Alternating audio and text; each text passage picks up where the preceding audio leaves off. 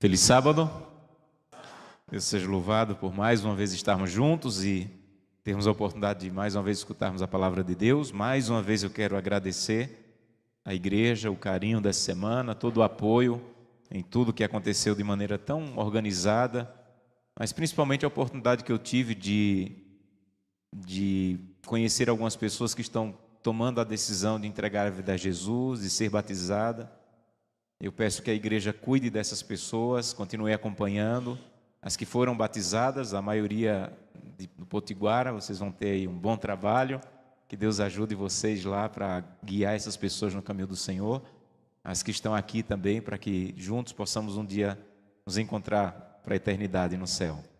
Eu quero convidá-los a abrir a Bíblia no livro de Lucas, capítulo 24, é o texto que nós vamos usar para a mensagem dessa manhã. Lucas, capítulo 24, nós vamos ler a partir do verso 13. Lucas, capítulo 24, a partir do verso 13. Se tiver alguém sem Bíblia aí pertinho de você, compartilhe a Bíblia para que todos possamos ler esse texto.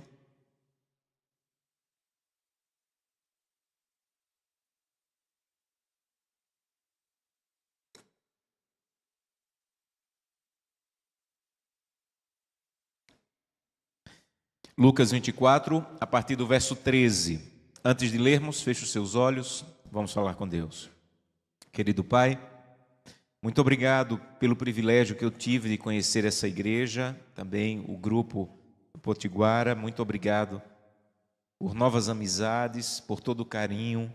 Muito obrigado pelas orações que muitos aqui se comprometeram a fazer por mim, por minha família. E nesse momento, mais uma vez, pela última vez essa semana, eu tenho a oportunidade de abrir a Bíblia e compartilhar algumas coisas que o Senhor colocou em meu coração. Eu te peço que ao final dessa mensagem, de maneira muito clara, possamos ter a certeza de que foi o Senhor que falou através da Tua Palavra e do Teu Santo Espírito. Eu não sei, Santo Deus, o que essas pessoas necessitam ouvir, mas o Senhor as conhece, sabe exatamente a necessidade delas, e Tua Palavra é poderosa para atender e ajudá-las a tomar mais uma vez uma decisão de te seguir e de confiar no Senhor. Então esteja conosco e fala ao nosso coração, é o que te pedimos por Jesus. Amém. Lucas capítulo 24, a partir do verso 13, diz assim: Naquele mesmo dia, 2 deles estavam de caminho para uma aldeia chamada Emaús, distante de Jerusalém 60 estádios, que dá mais ou menos 13 quilômetros. 60 estádios é a mesma coisa de 13 quilômetros. Verso 14, e iam conversando a respeito de todas as coisas sucedidas. Aconteceu que enquanto conversavam e discutiam, o próprio Jesus se aproximou e ia com eles. E os seus olhos, porém, estavam como que impedidos de o reconhecer. Então Jesus lhe perguntou: o que é isso que vos preocupa? E de que ides tratando à medida que caminhais? E eles pararam, entristecidos. Um, porém, chamado Cleopas, respondeu, dizendo: És tu o único que, estando em Jerusalém, ignoras as ocorrências destes últimos dias? E Jesus perguntou: quais? Explicaram o que aconteceu a Jesus o Nazareno, que era varão, profeta, poderoso em obras e palavras diante de Deus e de todo o povo, e como os principais sacerdotes e as nossas autoridades o entregaram para ser condenado à morte e o crucificaram. Ora, nós esperávamos que fosse ele quem havia de redimir a Israel. Mas depois de tudo isso, é já este o 3º dia desde que ele morreu. É verdade também que algumas mulheres das que conosco estavam nos surpreenderam, tendo ido de madrugada no túmulo e não achando o corpo de Jesus, voltaram dizendo ter tido uma visão de anjos, os quais afirmaram que ele vive. De fato, alguns dos nossos foram ao sepulcro, verificaram a exatidão do que disseram as mulheres, mas não o viram. Então lhes disse Jesus: ó nécios e tardos de coração para crer em tudo o que os profetas disseram. Porventura não convinha que o Cristo padecesse e entrasse na sua glória? E começando por Moisés, discorrendo por todos os profetas, expunha-lhes o que a seu respeito constava em todas as Escrituras. Quando se aproximaram da aldeia para onde iam, Jesus fez menção de que passaria adiante. Mas eles o constrangeram, dizendo: fica conosco, porque é tarde, e o dia já declina. E Jesus entrou para ficar com eles. E aconteceu que, quando estavam à mesa, tomando ele o pão, abençoou e, tendo partido, lhes deu. Então se lhes abriram os olhos e o reconheceram, mas ele desapareceu da presença deles. E disseram um ao outro: porventura não nos ardia o coração quando ele pelo caminho nos falava e quando nos expunha as Escrituras? Essa é uma história que aconteceu no domingo da ressurreição. E quando você lê o texto bíblico, eu preguei isso no sábado passado, você tem que interagir com o texto bíblico, você tem que fazer perguntas ao texto bíblico, porque a Bíblia não é um livro para ser lido, a Bíblia é um livro para ser estudado. E estudar é diferente de ler. Então, quando você lê o texto bíblico, você tem que fazer perguntas ao texto bíblico para tentar entender o que o texto está dizendo. Por exemplo, quando você lê o primeiro versículo aí, o verso 13, como é que ele começa? Naquele mesmo dia. Você não pode passar por essas palavras e seguir. Você tem que fazer uma pergunta. Que pergunta é? Que dia? Então, se o autor está dizendo naquele mesmo dia, você tem que, no mínimo, querer saber que dia é esse. E o dia, como eu disse, era o dia mais importante depois da criação. Depois que Deus criou o ser humano, junto com a cruz, o que aconteceu na sexta e o que aconteceu no domingo, porque Jesus ressuscitou. Isso quer dizer que ele não era um mártir, ele não era alguém que estava disposto simplesmente a morrer, ele não era simplesmente uma pessoa que foi injustiçada. O fato de Jesus ter ressuscitado no domingo provava que ele era o Salvador da humanidade. Então aquele dia era o dia mais importante depois da criação. Era o dia em que estava garantida que o homem que havia se perdido poderia ser salvo pelo que Cristo estava fazendo na cruz do Calvário. E a Bíblia diz que naquele mesmo dia, ou seja, no dia mais feliz da história da humanidade, 2 discípulos estavam tristes indo para casa. 2 discípulos estavam angustiados indo para casa. 2 discípulos estavam se sentindo vazios indo para casa. No dia que deveria ser um dia de alegria, no coração deles só havia tristeza. No dia que deveria haver júbilo, só havia lágrimas e dor. E a Bíblia diz que Jesus se aproximou deles. Essa é uma das palavras para mim mais belas de toda a história. Veja, Jesus estava vivo. O universo inteiro, eu imagino, queria encontrar Jesus. Eu imagino que Pilatos, que havia condenado Jesus, poderia ter sido a primeira pessoa a Jesus aparecer dizendo assim: olha, você não disse que eu era apenas um homem, que você tinha poder de me matar? Pois é, eu estou vivo, eu sou Deus. Herodes, que zombou de Jesus, como nós vimos ontem no sermão, poderia ser a primeira pessoa para encontrar-se com Jesus, para Jesus dizer assim: olha, eu não sou simplesmente um homem que você matou, eu sou o Salvador. Quando todo o universo queria ver Jesus, quando o imperador romano, quando o governador de Roma em Jerusalém, Pilatos, quando o governador judeu Herodes poderia ter encontrado com Jesus, quando os discípulos mais importantes, Pedro, Tiago e João, queriam muito ver Jesus e ainda não tinham visto, Jesus faz questão de se encontrar com 2 discípulos tão desconhecidos que nem o nome de um nós sabemos. Nós sabemos só o nome de Cleopas, mas não sabemos o nome de outro. Isso para mim é impressionante. Sabe o que quer dizer? Para Deus não existem discípulos desconhecidos. Para Deus não existe ninguém que Ele não tenha tempo de se encontrar. O universo inteiro queria vê-lo vivo. As pessoas mais importantes poderiam querer o privilégio de vê-lo vivo. Os discípulos mais conhecidos queriam encontrá-lo. Mas Jesus fez questão de parar tudo e encontrar com 2 discípulos que, de tão desconhecidos, o nome, nem o nome de um nós sabemos. Jesus está dizendo para você e para mim essa manhã: você pode ser desconhecido para as pessoas importantes do planeta, você pode ser desconhecido para as pessoas importantes da cidade, mas você não é desconhecido para o seu Deus. O seu Deus sabe quem você é. Não existe dor que seja tão insignificante que Deus não pare para atendê-la, para se aproximar, para curar e para ajudar. Esse é o Deus dessa história. O Deus que parou tudo para encontrar com duas pessoas desconhecidas para os outros, mas não desconhecidas para Deus. E o que eu estou falando para vocês não é uma coisa que eu li num livro ou que eu estudei na faculdade de teologia. É uma coisa que ao longo da minha vida eu já experimentei. Um Deus que se aproxima, um Deus que cuida, um Deus que ampara, um Deus que chega perto de pessoas que aparentemente não tinham valor, para dizer assim, eu cuido de você, eu amo você, eu sei quem você é.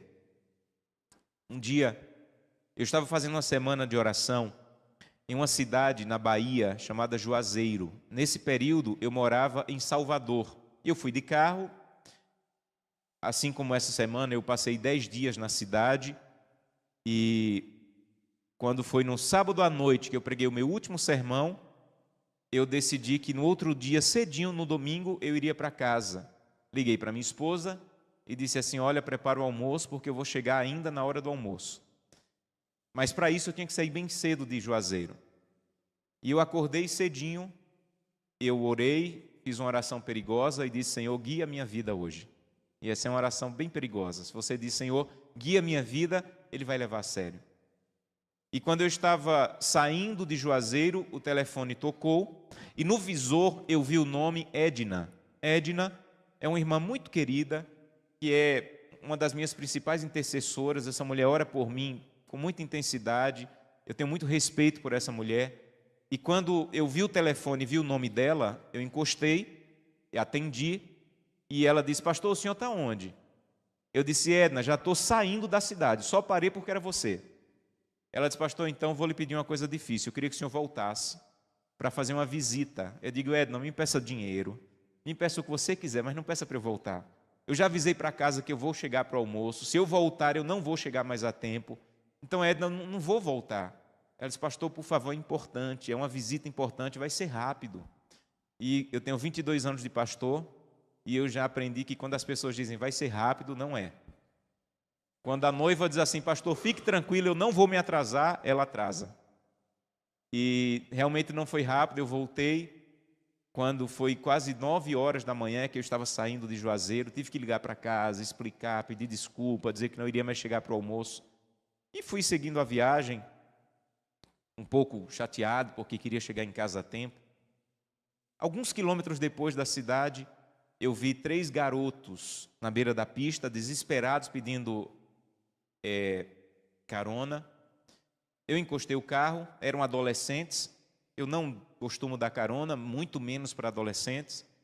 Mas eu senti que deveria parar. Estava no meio do nada, eu não tinha como deixar aqueles meninos ali. Um sol terrível. E eles encostaram do lado do carro e eu perguntei, o que vocês estão fazendo aqui nesse sol? Não tem nada aqui ao redor. Vocês estão vindo de onde? Eles disseram da última cidade. Mas a última cidade já tinha passado a vários quilômetros. E eu disse, o que vocês estão fazendo sozinhos aqui? Eles disseram, nós estávamos na casa do nosso tio, mas ele nos colocou para fora. E a gente está tentando chegar na casa da nossa mãe, que fica em tal cidade. A cidade que eles falaram ficava uns 80 quilômetros para frente. E eu disse, mas como é que vocês pretendem chegar lá? Eles disseram, por isso que a gente está pedindo carona. E eu disse, olha, o que eu vou fazer? E eu pensei, eu não posso levar esses meninos, eu não sei o que fazer com esses meninos, e se eles não estiverem falando a verdade, mas eu também não posso deixá-los aqui sozinhos. E eu pedi para eles entrarem no carro, decidi levá-los. Quando eu estava entrando na cidade, fomos conversando algumas coisas no caminho, mas quando eu estava entrando na cidade que eles moravam, eu perguntei, tem igreja adventista nessa cidade? Aí o mais velho que estava do meu lado disse assim, tem, e os 2 aí de trás são desbravadores. E eu perguntei, por que você não é desbravador?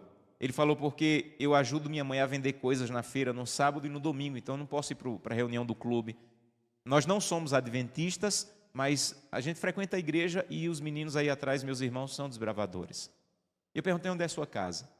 E nós começamos a subir, e eu parei em frente a uma casa que uma parte da casa era de lata aberta. Era um pedaço da parede da casa era de latas. E quando eu parei o carro, uma senhora saiu com um bebezinho no braço, um garotinho pequeno do lado, assustada, e quando ela viu os meninos saindo do carro, ficou mais assustada ainda. Eu disse, senhora, fique tranquila, eu trouxe os seus filhos, mas eu preciso lhe perguntar, o que é que esses meninos estavam fazendo 10h30 da manhã, num sol terrível, no meio da pista, sozinhos? E ela começou a chorar e disse: olha, eu não tenho esposo, tenho que dar comida para os 5. Eu vendo coisas recicláveis aí para poder manter, mas não estava conseguindo comida para todos. E eu mandei os 3 mais velhos para a casa do meu irmão, para ver nessa cidade se ele alimentava, mas ele não quis e mandou para fora de casa. E ela chorava. E eu dizia assim: senhora, não chore. Deixa eu lhe explicar o que aconteceu hoje. Eu moro em Salvador e eu programei todo o meu dia para sair bem cedinho de Juazeiro para chegar em casa na hora do almoço. E o seu Deus me fez voltar. E eu pensava que eu tinha voltado para fazer uma visita, mas não era só por isso. O seu Deus me fez ficar em Juazeiro o tempo exato que eu iria passar a tempo de encontrar os seus filhos e trazer em segurança. Mas não era só para trazer os seus filhos em segurança. Era para dizer que o seu Deus lhe conhece. Ele sabe o que a senhora está passando. E essa igreja e esse clube de desbravadores vão lhe ajudar.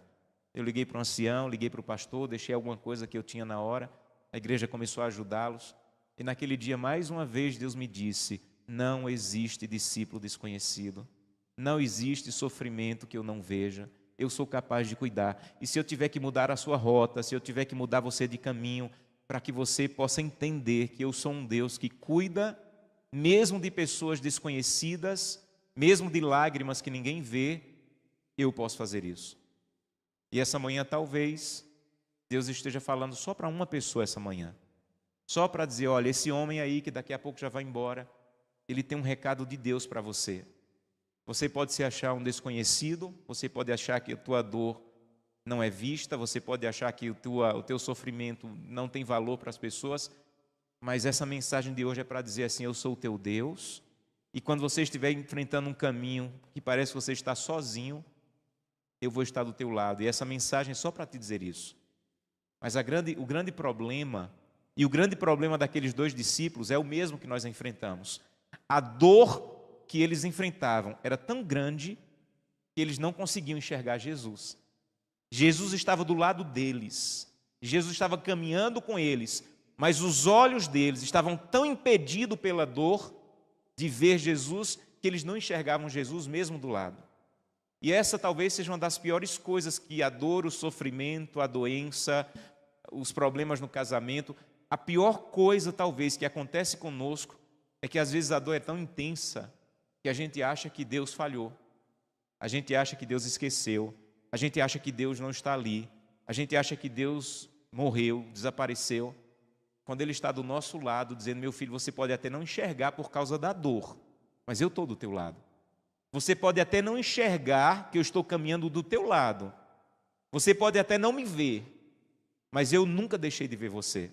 Então, a grande questão da vida cristã, gente, não é você ver Deus. A grande questão da vida cristã é você ter certeza que Deus vê você. A grande questão da vida cristã não é você caminhar tendo a certeza que Jesus está do teu lado, que Ele está amparando, que Ele está cuidando. Nem sempre você vai sentir isso. A grande questão da vida cristã é a certeza que Deus te dá de que quando você não vê, Ele está do teu lado. Quando você não enxerga, Ele está caminhando com você.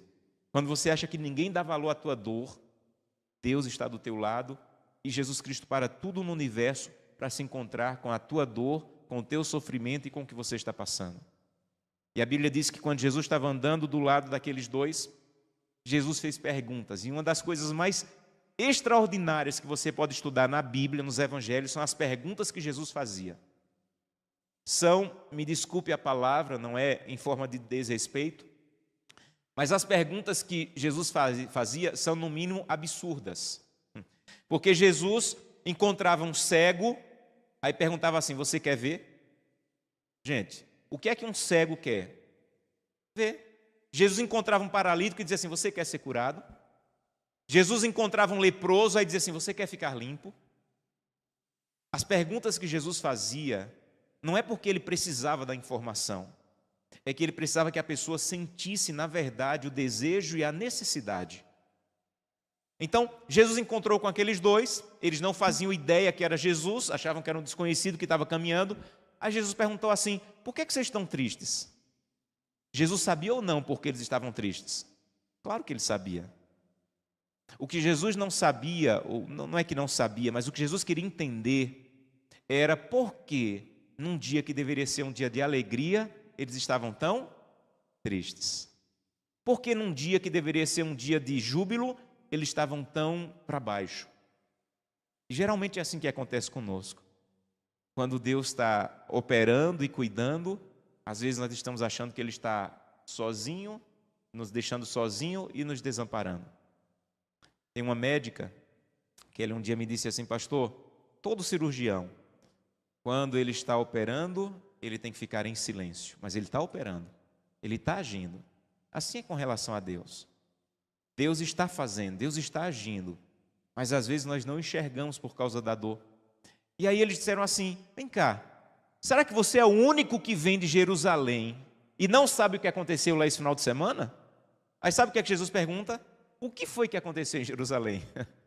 Jesus era o protagonista do que aconteceu em Jerusalém.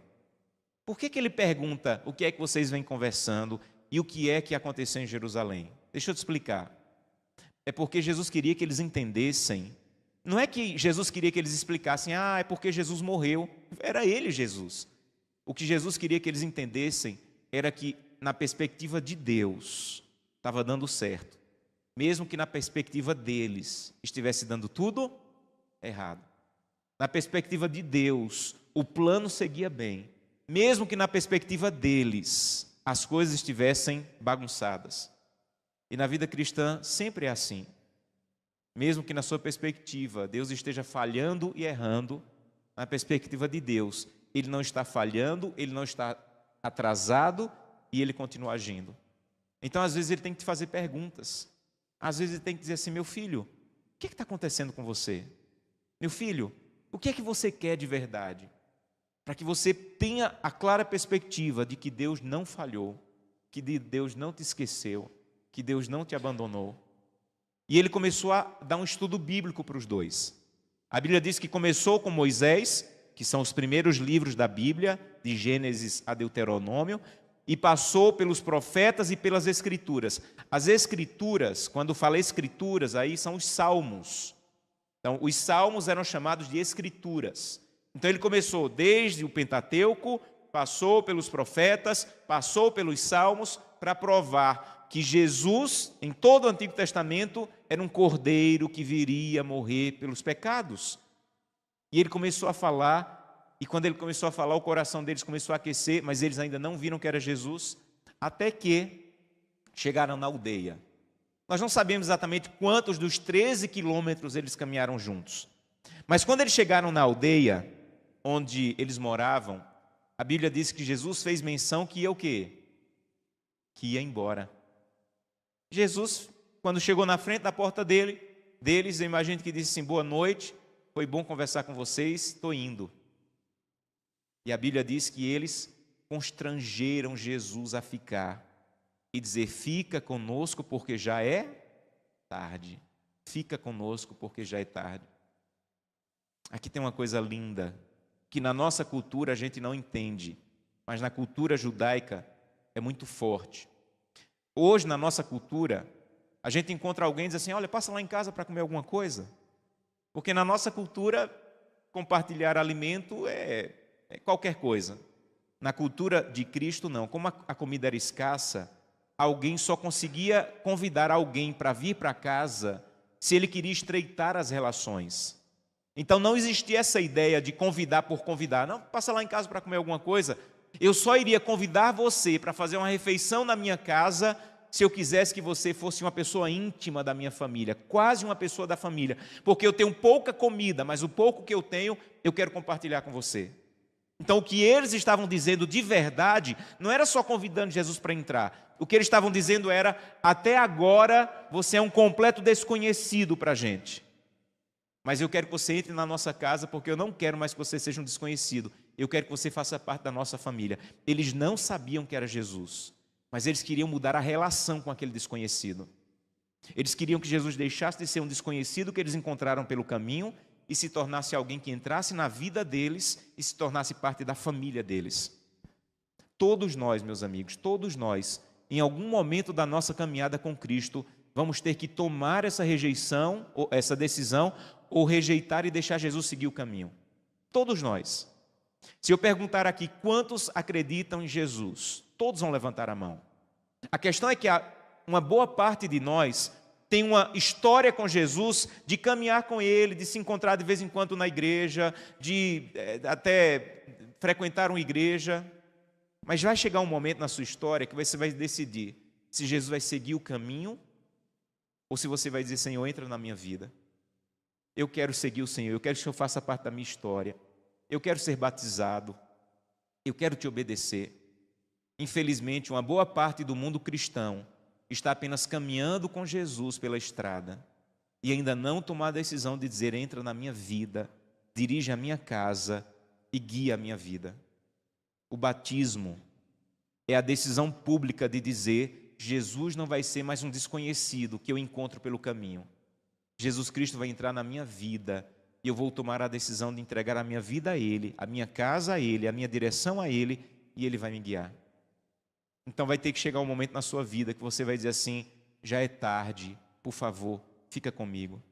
Já é tarde, entra na minha casa. Alguns que estão enfrentando um problema no casamento que diz: já é tarde, não tem mais jeito. Já é tarde, não tem mais o que fazer. Aqueles 2 discípulos disseram: já é tarde, já está escurecendo, mas por favor, entra na nossa vida, entra na nossa casa e nos transforma. Vai chegar um momento em sua vida que você vai dizer assim: olha, já é tarde, não tem mais o que fazer com minha família, com minha saúde. Ou você pode dizer assim: já é tarde, é verdade, mas Jesus, por favor, entra na minha vida, transforma a minha casa, transforma o meu casamento, transforma a minha vida. E quando Jesus entrou na casa e deixou de ser um desconhecido que eles viram pelo caminho e se tornou alguém que eles queriam agora na vida deles, quando Jesus partiu o pão, eles enxergaram Jesus. Eles só enxergaram Jesus de verdade quando Jesus deixou de ser um desconhecido que eles encontraram pelo caminho e quando eles quiseram ter uma relação mais próxima e íntima com Jesus, como alguém que estava fazendo parte da família deles. Quer ver outra coisa linda da cultura judaica? É que numa casa, é o dono da casa que parte o pão. Então, se eu convidasse você para uma refeição na minha casa, eu, como dono da casa, eu vou partir o pão.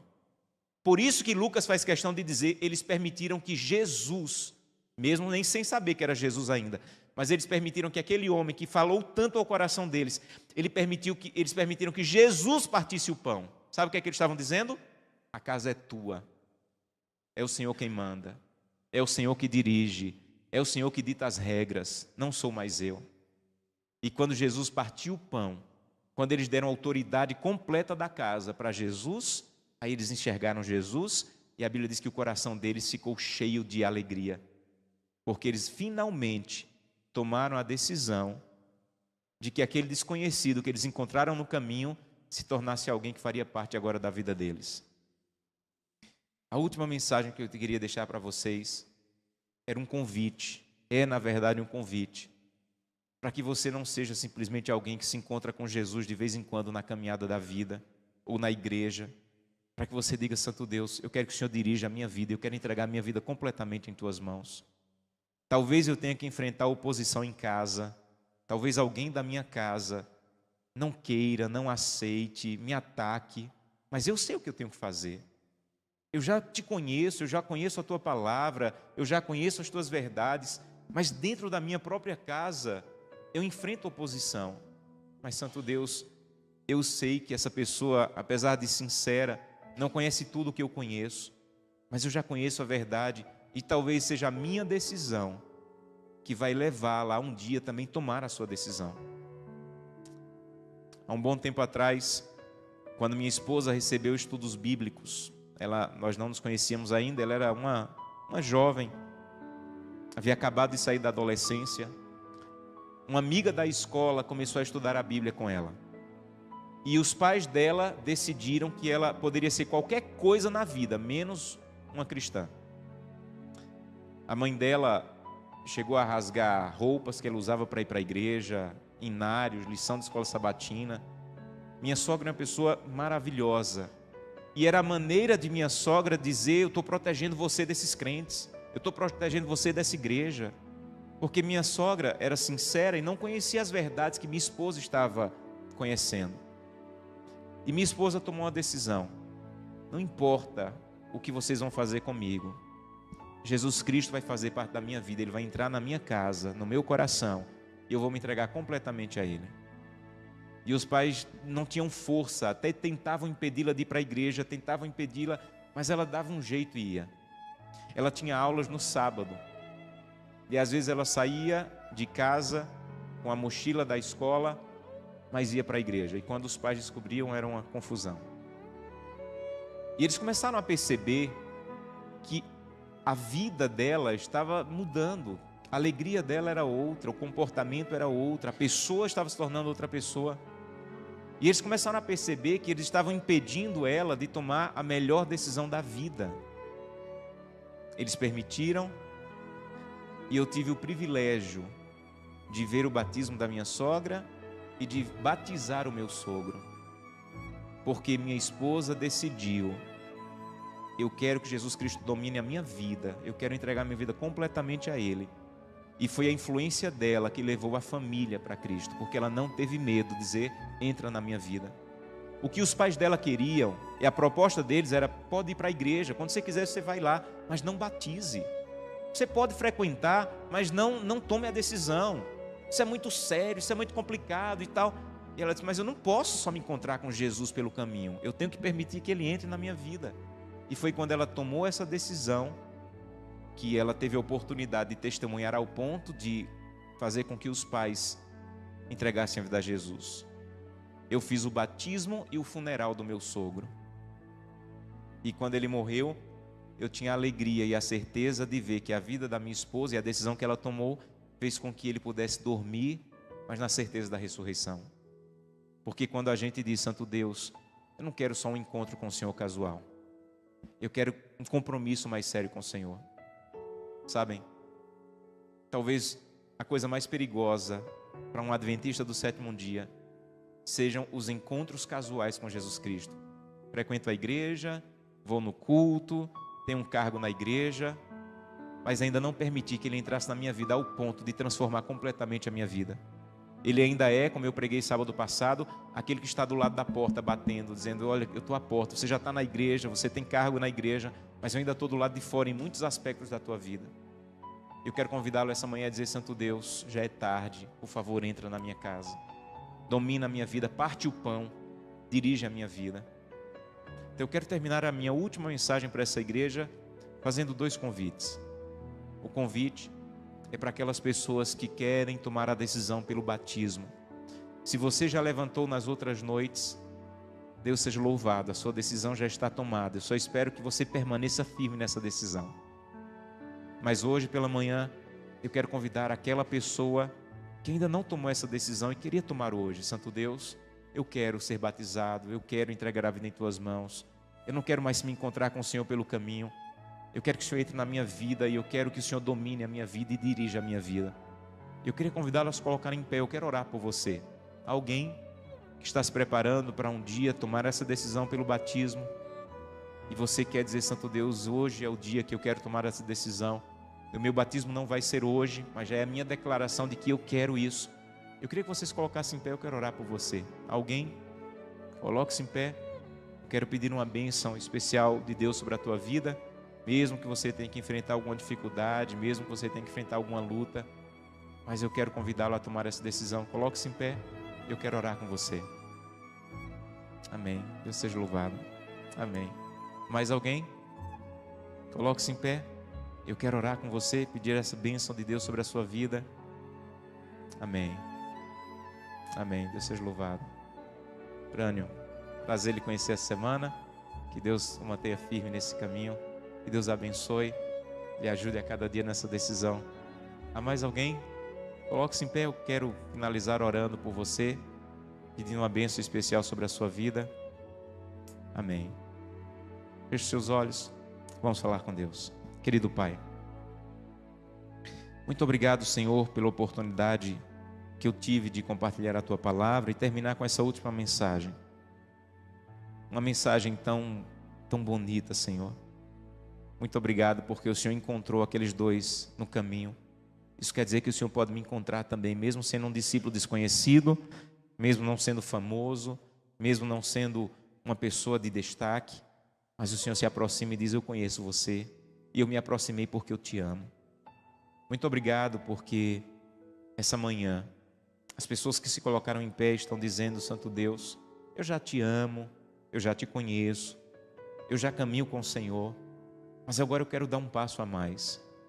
Eu quero que o Senhor entre completamente na minha vida e dirija. O que o Senhor disser para fazer é o que eu quero fazer.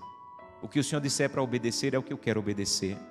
Eu quero ter um compromisso de que o Senhor agora dirija a minha vida, a minha casa, e mesmo que eu tenha que enfrentar alguma dificuldade por isso, mas é a melhor decisão da minha vida. Então, abraça essas pessoas, que elas sintam nesse momento a tua paz e a certeza que estão tomando a melhor decisão da vida. E a todos os outros que talvez já tomaram essa decisão, que possam dizer: Santo Deus, eu não quero mais o Senhor do lado de fora da minha vida. Eu não quero me encontrar com o Senhor a cada sábado na igreja. Eu quero que o Senhor viva em mim, para que eu possa dizer: já não vivo eu, mas Cristo agora vive em mim. Ele vive na minha casa, no meu casamento. Ele dirige a minha vida. É o que eu te peço em nome de Jesus. Amém.